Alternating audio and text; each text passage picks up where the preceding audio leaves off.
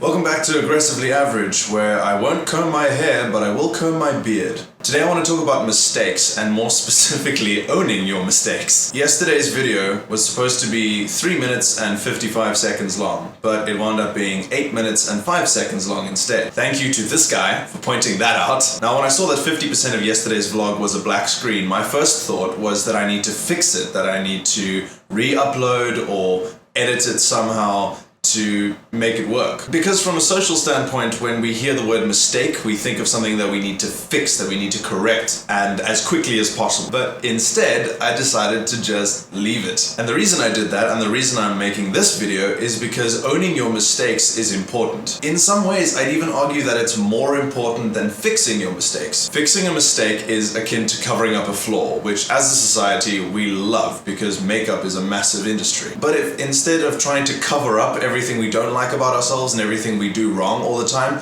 we just own everything we do, I think people would be inherently more honest, and we wouldn't be so hard on ourselves all the time. Nobody can keep up that perfect facade all the time. It's really difficult to be on 100% of the time, and no one should have to be that. Which is why I think it's more admirable to admit you fucked up than to fix it before anybody notices. The thing is that we're not perfect, and for some reason everybody seems to be under the impression that you need to be. That makes it that much more difficult for people to relate to each other, because we're just putting forward these images of ourselves, these perfect images of ourselves, rather than what we really are, which is flawed and completely fucked up most of the time. And the thing is that we find it again and again in really good writing that the most relatable characters are always the ones that are really, really flawed. Why? Because everybody's really, really flawed. But we've all subscribed to this idea that we can only show the world our best. I fell into that trap too, and when I started YouTube, I thought I could only show off the very best of what I could possibly do, which is why I made such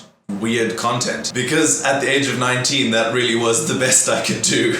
It all comes back to authenticity, something we need in our lives and something we need to share with people. It's not fair to anybody to only showcase your personal portfolio all the time. I think everybody has a little too much fear about being judged for their insecurities and their quirks and the little bits about their personality that they'd rather not share because it's not considered ideal. But the mathematical truth is, nobody's that unique, and if you put yourself out there, you will find a person or people who are just as quirky, weird, and awkward as you are. Anyway, that's your dose of average for the day. I'll see you tomorrow.